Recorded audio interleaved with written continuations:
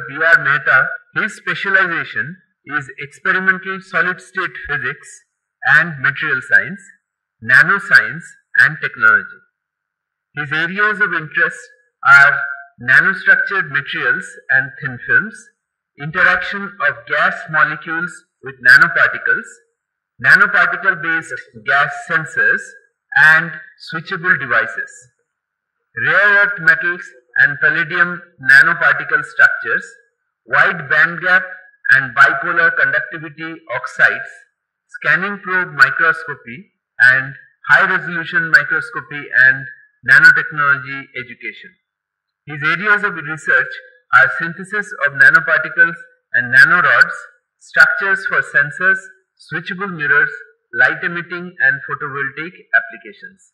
Let us invite Professor B R Mehta to give his lecture on nanoscale switchability, nanoscale switchable mirror, sensor, resistive memory and solar cell devices. My lecture is basically on devices, different types of devices in which nanoscale quantum effects and other effects have been utilized to improve the properties and characteristics of these devices.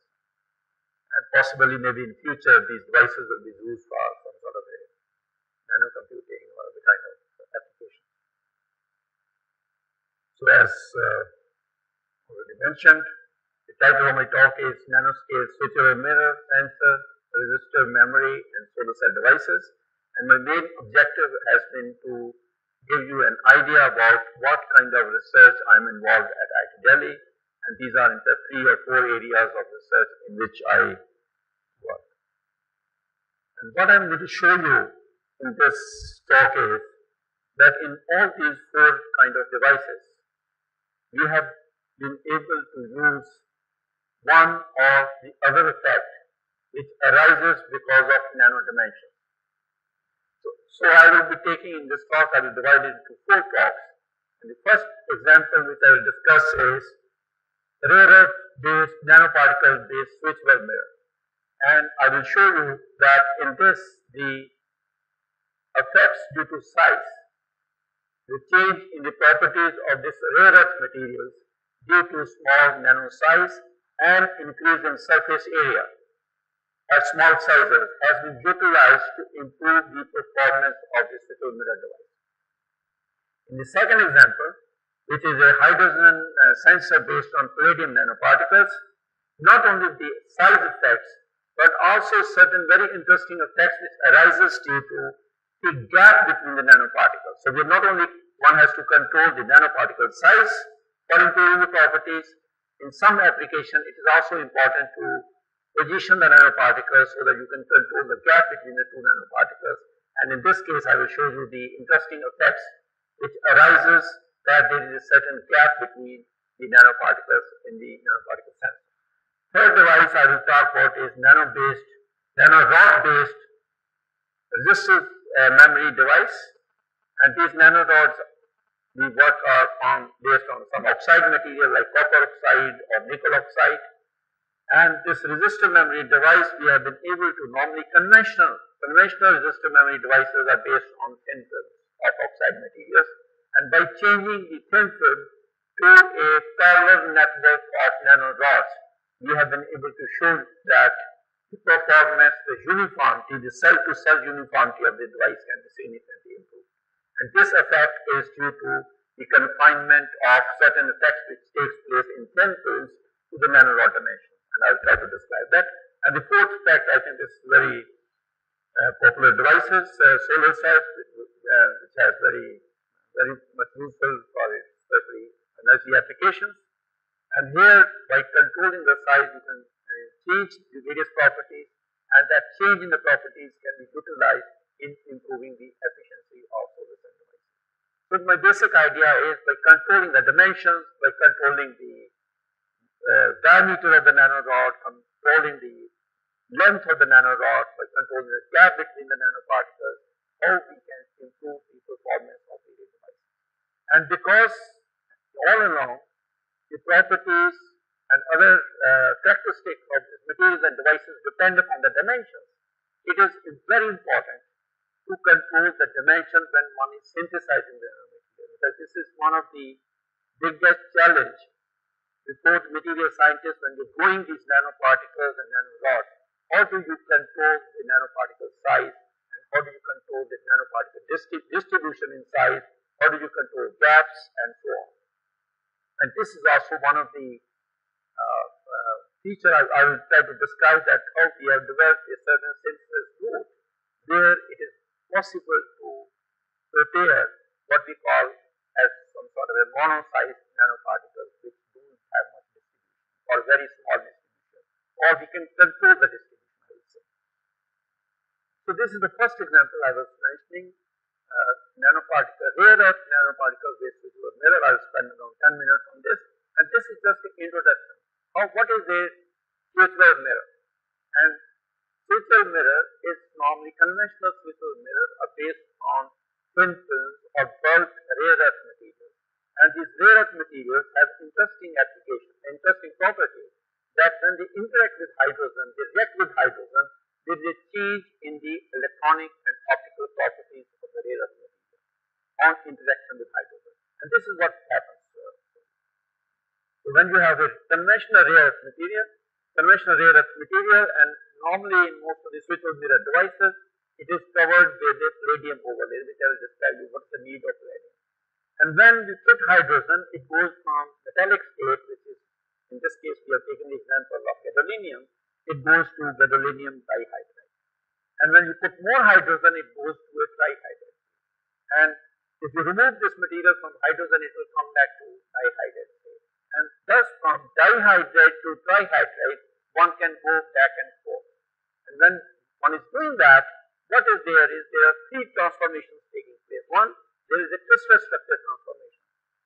Gadolinium dihydride has FCC structure, whereas trihydride has a FCC structure. So there is a crystal structure transformation. There is a metal to semiconductor transformation, and there is an optical transformation. In the metallic state, it's a reflecting. Gadolinium dihydride is dark color in reflection mode, and trihydride is transparent color in the yellow color in the transparent mode because it's a semiconductor.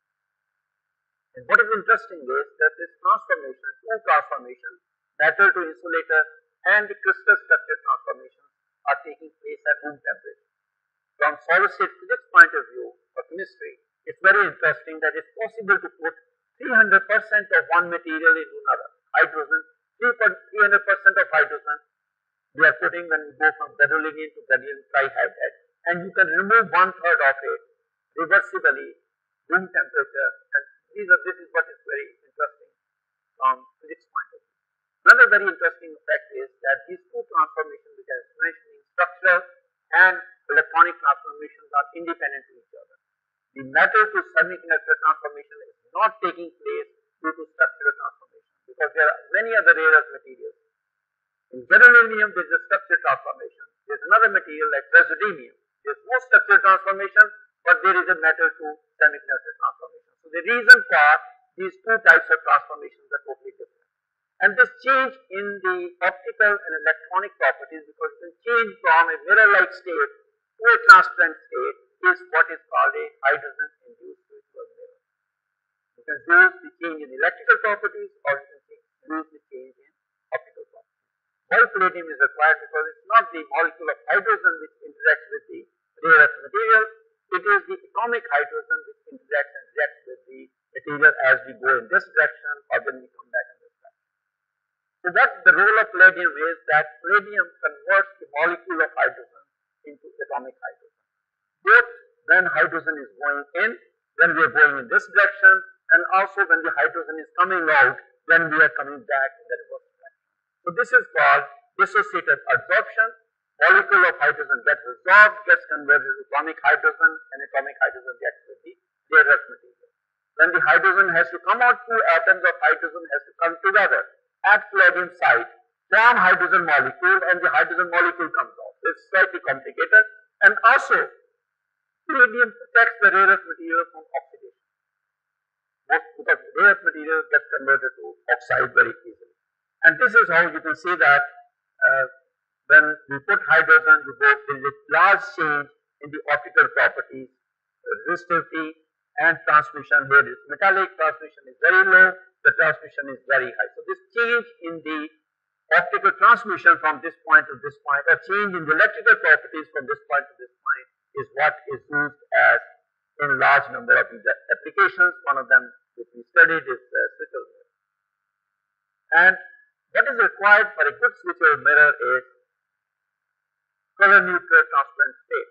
In the transparent mode, you don't want the transparent to have a color, like gadolinium trihydride has yellow color in the transparent mode, and reflection it has a blue color. In the transparent mode, you want it to be color neutral, so that the transmission is same at different wavelengths of light. Color neutrality, response time, optical contrast should be large, stability towards oxidation, and reproducibility and reversibility. These are some of the parameters. And large number of systems people have tried, which improves one parameter and deteriorates the other parameter. And when we started this work something like 5 to 6 years back, our idea was to use nanoparticles, two effects: blue shift due to quantum confinement effect. When the electrons are confined to smaller dimensions, there is a change in their electronic state and there is a change in their properties. For example, one of the properties which we discuss with students especially which is very interesting for physics students, is the change in the band gap of a semiconductor by controlling. As you reduce the size, there is a blue shift in the band gap of semiconductor at smaller size. And the shift depends on the perception size. As you go smaller and smaller, the shift increases. So we thought that not by changing, like in these examples that people did, they put some other materials into it, and we changed the interaction of rare earth materials with hydrogen. We thought we will just make the rare earth materials in nanoparticle form and shift the band gap of gadolinium trihydride from yellow to ultraviolet, and so that it becomes color neutral. And also the second effect of enhanced surface area, the passive surface area of nanoparticles, surface area per unit volume increases as we go to smaller size. And hence it is expected that the interaction of nanoparticles with gases will increase, especially with hydrogen. So this was another idea. So because of these two effects, we thought we were able to make rare earth nanoparticles, which is very difficult to form because of the third reason: they form oxide. Most of the chemical methods cannot be used for making nanoparticles of rare earth materials. So we started working on this. So another effect which takes place when we go to smaller size is a change in the crystal structure.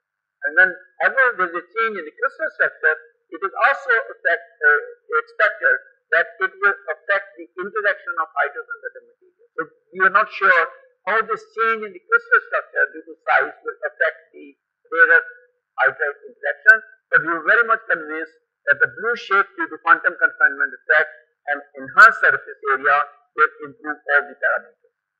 And when we started working on this, there are 3 or 4 systems that we worked. I will describe very briefly. The first system was that we make nanoparticles of one rare earth and we covered it with a palladium overlay, like in conventional devices. And what we observed is that all the properties which I mentioned with the requirement for a good switcher mirror, the color neutral state improves due to the blue shift in the band gap, increase in the optical and electrical contrast because of enhanced surface area, and there is a reduced hysteresis when you're putting hydrogen, and when you're removing hydrogen, the change in the electrical and optical properties do not follow the same line in conventional devices. And what we found is that in case of nanoparticle devices, the hysteresis is very less, and this is due to the structure changes and slag topography, which I will discuss later. Slag topography means in conventional to thin films, which have a very complex structure, nanoparticles have wires in between them. So they provide space for the material to expand and contract when we are putting 300% of hydrogen, and this reduces the hysteresis which is absorbed. So this was a very tremendous effect, that just by going from a thin film to nanoparticles, all the properties of the material of the device improve. This was a very simple change and very large effect. As I already mentioned, the rare earth materials are susceptible to oxidation. So they react with oxygen very quickly at room temperature.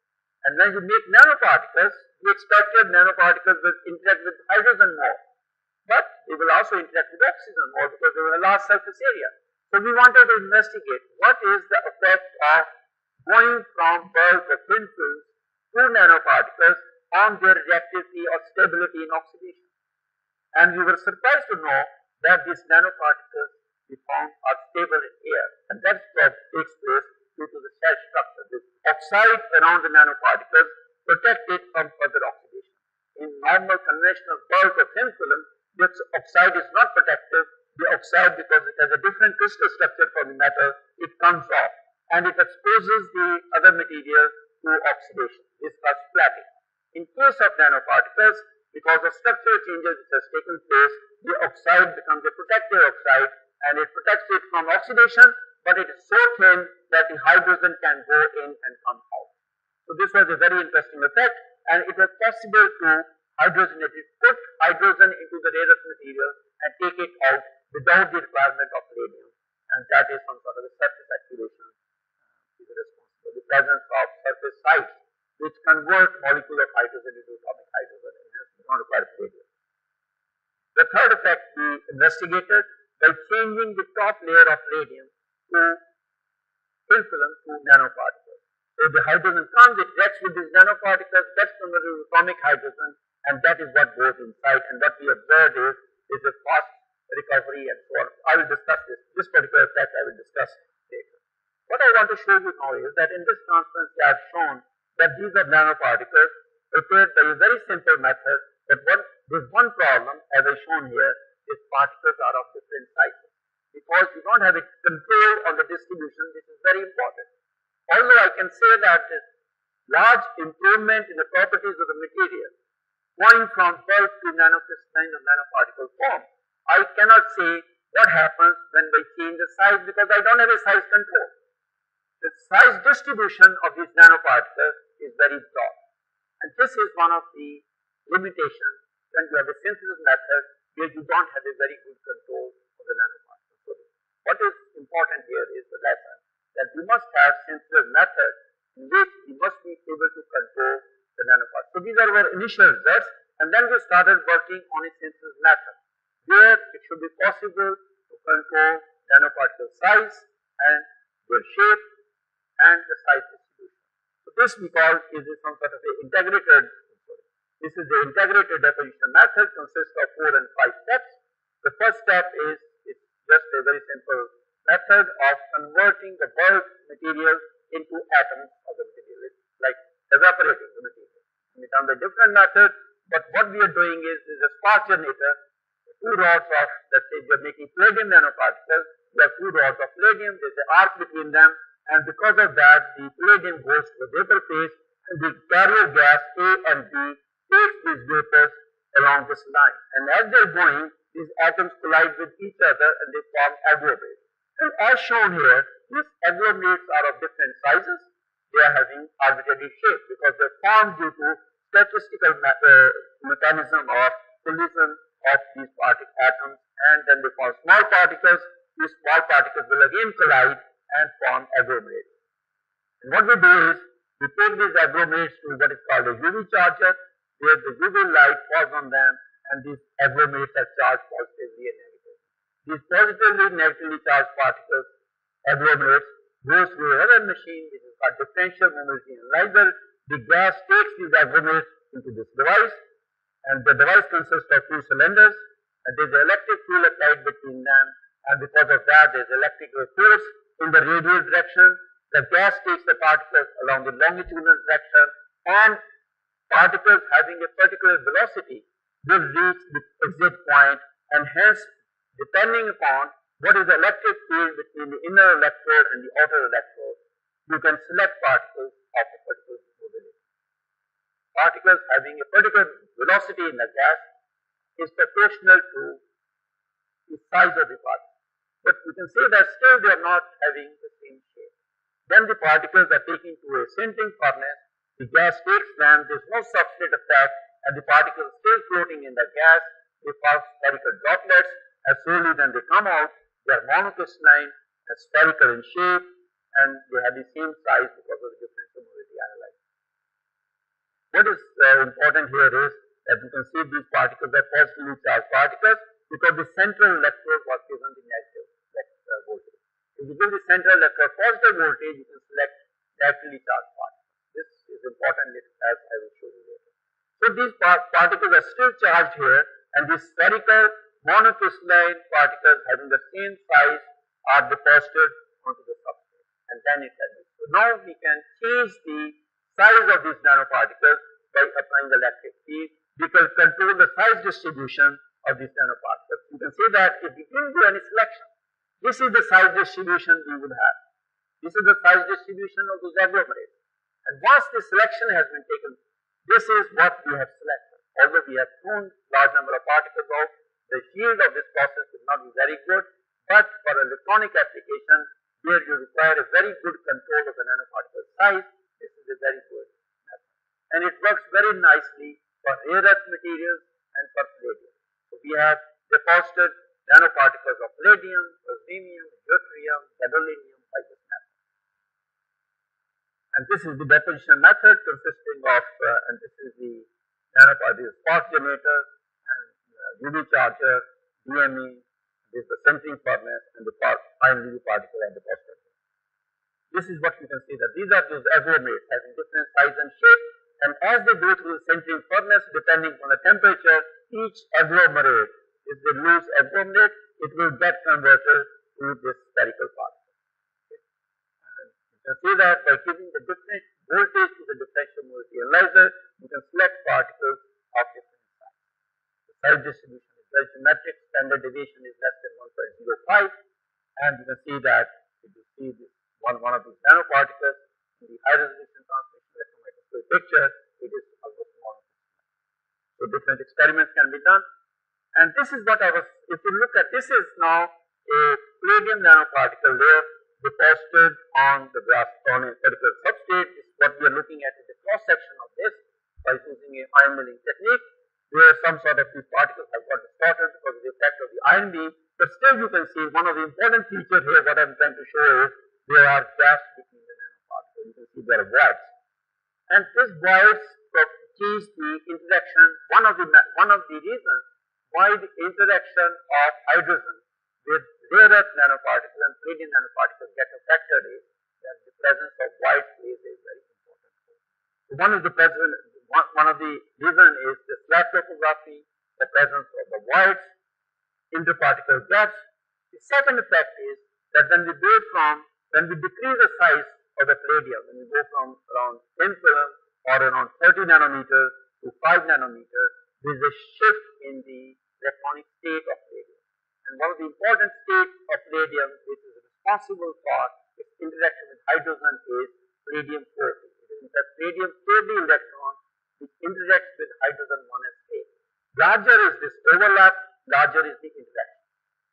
This is called a D-band model, and what we observed is when we change the size of the palladium from 30 nanometers to around 5 nanometers, there is a shift of the palladium 4D centroid away from the Fermi energy, which is responsible for increased interaction of palladium with hydrogen. And this is one of the reasons. Presence of voids, increased interaction of palladium with hydrogen, and the other effect which we see is that there are two other things which are taking place when hydrogen is going into palladium. And one of them is that hydrogen acts like scattering centers for electrons. So when hydrogen will go into palladium, it will increase the electrical resistivity of palladium because mobility will be affected because of the scattering process. And so there is a 10 to 15% decrease in the electronic mobility. And the other effect which takes place is that the change in the lattice parameter, the extension of the material takes place. So you go from this is the palladium lattice constant. As you start putting hydrogen, low concentration of hydrogen, you have the alpha phase. When the concentration of hydrogen increases, you have a beta phase of hydrogen. So when you go from alpha phase to beta phase, there is some sort of a 4% expansion in the lattice which takes place. And that is the reason that you require that void. If the void is not present, if the topography is very compact, the nanoparticles palladium cannot expand, hydrogen cannot go inside, and it cannot come out also the same way.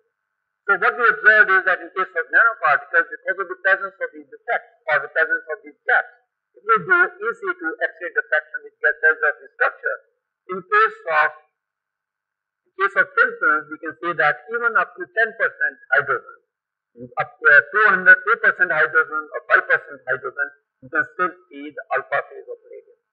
Not much hydrogen is going in. We have low concentration phase alpha and also high concentration phase of beta. But in case of nanoparticles, even at 2%, we have only beta phase. So because of all the effects which I discussed, more hydrogen can go into the palladium, even at smaller concentrations of hydrogen.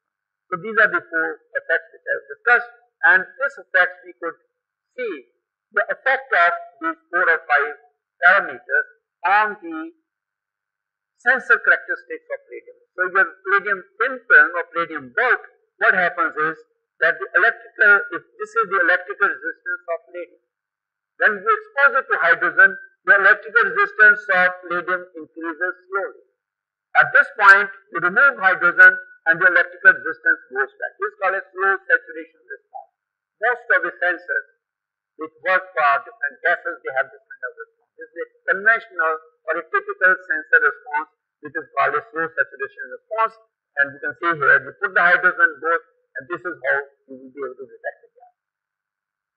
What we observed is that in case of nanoparticles, you can see that by going from thin films to nanoparticles, the sensing response has totally changed. In place of the slow saturation effect, what we have is the moment we put hydrogen at this point, the electrical resistance goes up, it comes down by itself. Still the material is, or still the sensor is exposed to hydrogen. At this point, we remove the hydrogen off, the resistance goes up and it comes back to the same point. So in place of, you can see that here the resistance was just increasing and saturating. In the second case, the resistance goes up and comes down. This is called a pulse-like response. And what we now understand is that this is happening due to 2 reasons. One, the first effect, when the hydrogen starts flowing in, there is a change in hydrogen acts like those impurity atoms, acts like scattering centers for electrons.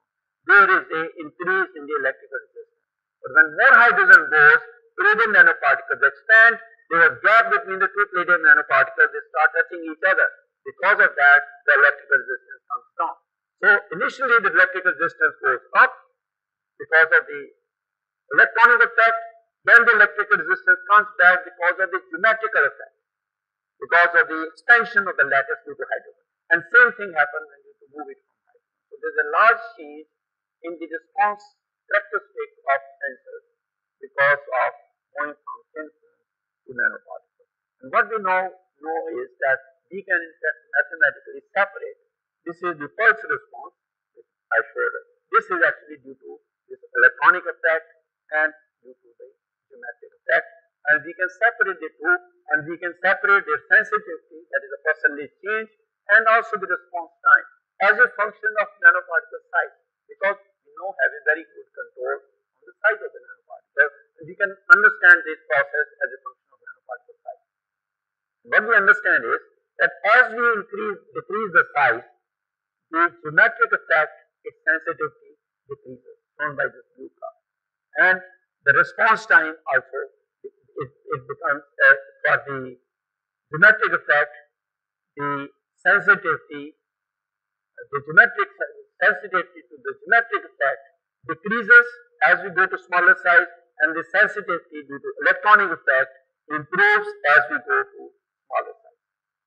This can be explained. And same, so the electronic effect has a very faster response, geometric effect has a high sensitivity as we go to smaller size. And what we see is, this is shown here. So this sensor, which is based on palladium nanoparticles, you can also not only sense the gas, you can also measure the concentration of the gas. Because the concentration at which the sensor changes its response from slow saturation to pulse-like response depends on the temperature at which the sensor is operating, and also, so if the sensor is operating at, let's say, 40 degrees centigrade, the transition from saturation response to pulse response, it will take place at around 4%. If you operate the sensor at 80 degrees centigrade, that change will take place at around 8%. So this sensor is has interesting characteristics. It has a very fast response due to the electronic effect. It has high sensitivity due to the geometric effect, and it is concentration specific response it gives. Depending on the concentration, it will give a slow saturation response or a pulse response. This one, now I will go to the, so in fact this is from, by understanding the current transport mechanism of these nanoparticles, you could really confirm that the effect is due to the presence of these gaps between the particles. Without hydrogen, the carriers have to cross these barriers from one nanoparticle to another nanoparticle. When you put hydrogen, these nanoparticles expand in their volumes, these particles start touching each other, and the barriers are diminished or reduced, and the carriers can, it becomes more of a metallic type of conduction. So when we have nanoparticles, or when you have thin film pulse, the change in the electrical properties as a function of temperature is different. This is another extension of this work. Which I mentioned that depending upon the central voltage which we give to the central electrode, the particles can be positive. If you give the negative, if you give this positive voltage to the central electrode, you will have negative particles. So this is the work which we are doing at present. What we are doing is we have two lines for making these particles. In one line, we make particles of material A, which has positive charge of a particular size, and in another line, we make nanoparticles which are negatively charged of material B, having a different sign, and then we put them together in one coagulation tube, where these particles collide with each other and form pair particles, and these pair particles have various one of very interesting applications that we are thinking that one particle pair can form that triple mirror which I was mentioning. With the palladium, it interacts with the hydrogen molecule, converts hydrogen molecule to atomic hydrogen. This atomic hydrogen interacts with the other particles, changes electrical properties, and using a connecting atomic force microscopy, you can see the change in the electrical properties of this nanoparticle. So this is some sort of research which we are doing at present. So this is the third device which I wanted to show you. This is called resistive random access memory devices. This is one of the potential candidates for replacing the flash memory which we use in these days. And one of the advantages of this device is that it has a very simple structure. The structure consists of a metal, insulator metal. So you have a metallic electrode, you have a thin film of that oxide material, the copper oxide, and you have a second metal. And when you apply a voltage between these two metals, there are certain changes, electronic changes which takes place in the insulating material, which can be used to define state 0 and state 1. So the advantages are low operating power, very fast speed, low cost, and a simple structure. This is how the device works. First, the device has to be, forming of the device has to be, that MIM structure has to be converted to a resistive memory device. This is called a electroforming step. When you do electroforming step, you apply a certain voltage, you can see that the current suddenly increases. There are certain electronic changes that are taking place in the material. And now the device is ready to use. So when you come back to this and you increase the voltage, the device after the electroforming step is in this mode. You call it low resistance state, or you can call it state 1. On application of the voltage equal to this reset point voltage, the device goes from state 1 to state 0. Its resistance increases again. When you apply the reset voltage, the device again goes back to the low resistance state. So by applying the reset voltage and the set voltage, you can change the state of this device from low resistance state to high resistance state and back and forth. So this is a simple idea of how this kind of devices can be worked as resistive random access memory devices. And the two kind of characteristics one normally gets. One of the characteristics is called unipolar, where the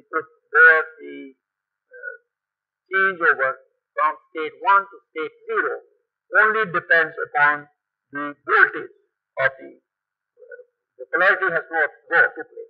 In bipolar devices, from state 0 to state 1 you go by application of positive voltage, and state 1 to state 0 you go by application of a negative voltage. Polarity is important here.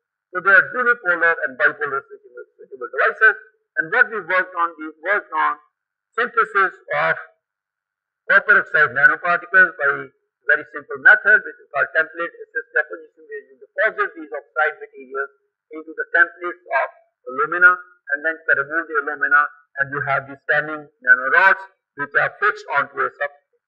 And what this shows is this is one of the, you take one of these nanorods and see it in the high resolution transmission microscopy, see the signature schema. And this is how the actual characteristics of the device. This is the forming on application of around 11 volts, the device goes to electroform state, and then the IV characteristics are this. On application of this voltage, you go to the set state and you can go back and forth. What is important is the on and off current ratio. The ratio of the current in this state and this state is something like 10 to the power 4, which is very high. This is one of the advantages of this kind of device, that the difference between the on state and off state in terms of current or in terms of the resistance is very high. And then we look at the compositional changes within 1 nanorod. So you can see that this is the diameter of the nanorod, which was around 100 nanometers. This is the blue dot shows you the composition of copper and oxygen without electroforming, and the red dots are the composition after electroforming has taken place. And what we see is that after electroforming, there are certain points along the diameter where the composition has got changed.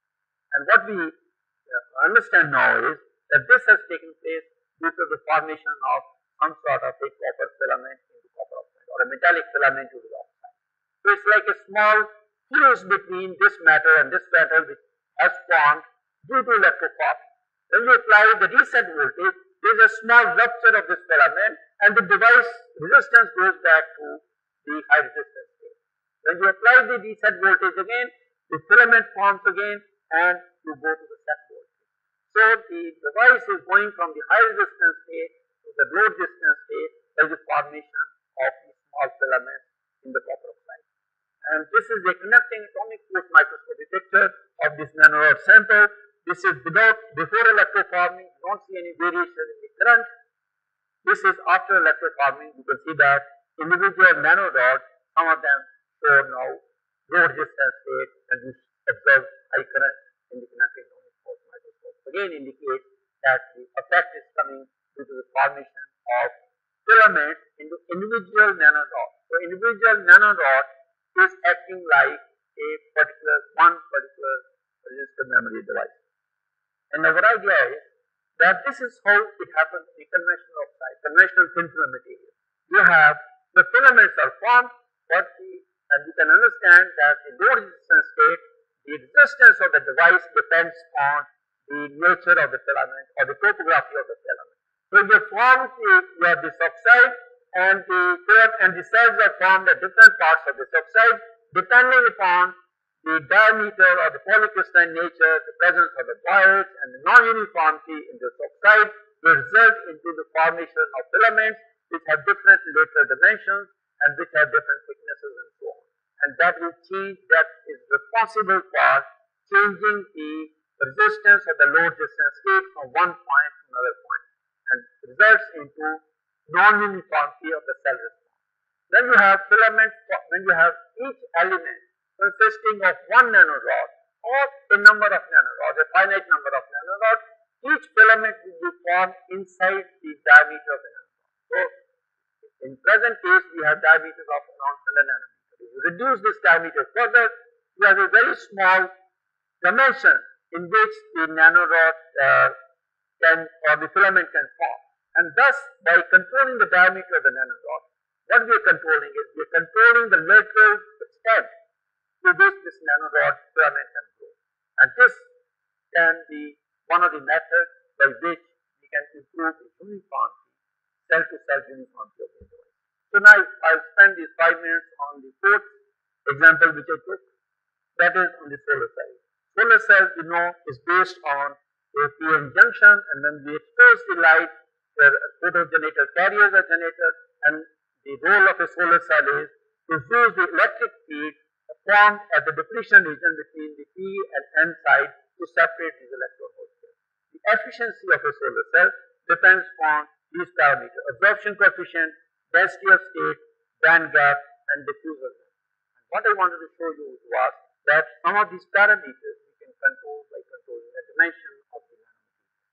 So if you form a solar cell using nanoparticles and nanorods, it's possible to change the band gap of the semiconductor material and hence change the wavelength at which the solar cell will work efficiently. What I want to show you is that if you have one semiconductor, if you have a p-n junction of a single semiconductor, the band gap of the semiconductor is fixed, and you have different energy photons in the solar spectrum. Only this particular photon will be efficiently absorbed. This photon will be transmitted because its energy is less than the band gap energy. This photon will be inefficiently absorbed because part of this energy will be converted to heat energy. What is required in a solar cell is you cannot work efficiently with one band gap solar cell or one junction solar cell. And normally in thin film technology, what people use is they don't use one solar cell, you have to use a large number of solar cell materials, each material consisting of a different semiconductor and hence a different band gap. And so if you have the active layer cell 1, which will absorb one particular type of photons, the other photons will be transmitted through it to cell 2 and cell 3 and so on. But it becomes a very complicated design because one is that the number of photons has to be counted, that each layer should absorb the same number of photons because the current has to match. Current which is produced in cell 1 and cell 2 should be same. The other problem is the interface. When you're forming interface between different semiconductor materials, the interface, there are defects at the interface, there are structural inhomogeneities, the lattice constant of this semiconductor and this semiconductor will be different, that will result into large number of doubling bonds and so on, and the design becomes complicated. So what is proposed is that it's possible to use nanorods of semiconductors, and you can change the diameter of the nanorod and you can change its band gap. So you don't have to change the material, you only have to have the same material and you can change the diameter of the nanorod and you can absorb the photons efficiently depending on the diameter. So these are different configurations which people have reported as using nanorods. This is, you have standing nanorods of material A, that's the cadmium telluride for example, and it's covered by another material, a thin film cadmium sulfide.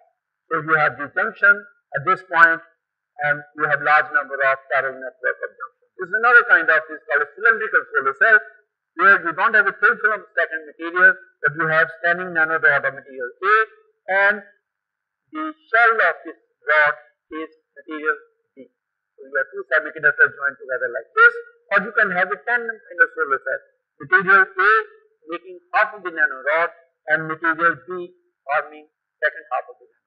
So these are different kind of junctions which we have observed, and each one has certain advantages and disadvantages and challenges when one has to fabricate. These are also kind of nanorods people have reported, where the nanorods are not standing, but they are dispersed on the substrate, and you have the junction in this case is parallel. So I would like to show you some very interesting experiments which we did, and one can appreciate that the difficulty in this kind of junction will be how to fabricate it. If you have, let's say you fabricate, you deposited one nanorod, how do you grow nanorod of another material on top of this nanorod? Or you have one nanorod, how do you cover this nanorod with a second material? So we did a very interesting effect. We deposited cadmium sulfide nanorod by a very simple method which is called a hydrothermal method. These are transmission electron microscopic pictures. You can see these are nanorods of 10 nanometer diameter and around 100 to 150 nanometer length. And this is what we did. So if you assume this is a nanorod of cadmium sulfide, we deposited a powder of copper chloride on top of this nanorod, heated them to a certain temperature, and some sort of interdiffusion of cadmium and copper takes place. So this was a cadmium sulfide nanorod. It gets with copper chloride, and half of this nanorod will get converted to copper sulfide, and cadmium chloride will come on the top, which is water soluble. Then we wash these nanorods in water, and what has happened is this cadmium sulfide nanorod has been converted to you have formed a junction in the nanorod where half of the nanorod is cadmium sulfide of material 1 and half of the nanorod is of material B. So you basically able to form a heterojunction within a nanorod by using a very simple chemical reaction.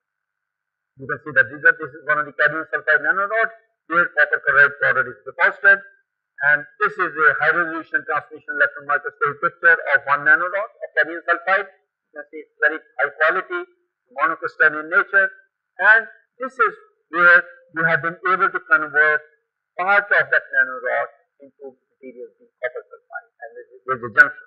And this junction we could investigate using a paper of the conducting atomic force microscope. This is a cadmium sulfide nanorod. This is the AFM picture of this.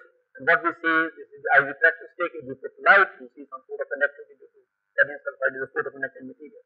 And this is another experiment which we did after forming the junction.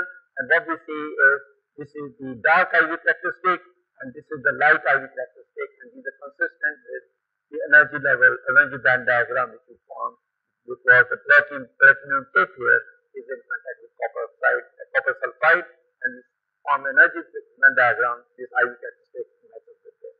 And this single nanorod that we found was it has a preliminary experiment which we did, and it has a efficiency of around 2%. So this, I think I would like to conclude my talk by stating that I took 4 examples. In the first example, where nanoparticles is switcher mirrors, we saw that size-dependent change in the absorption edge and surface activation of hydrogen molecules improve the properties of this material. Radium nanoparticle-based hydrogen sensors, size-dependent shift of radium 4D centroid, nanoparticle gaps, and surface area enhancement improve the properties of the sensor and change the saturation response to a pulse response for hydrogen. Nanorod-based resistive memory devices, confinement of filament formation process along nanorod dimensions, and nanorod solar cells with the size-dependent absorption edge and monocrystalline nature can improve the performance of the solar cell. So these are my students who actually are responsible for doing this work, and these are the funding agencies supported our work. Thank you very much.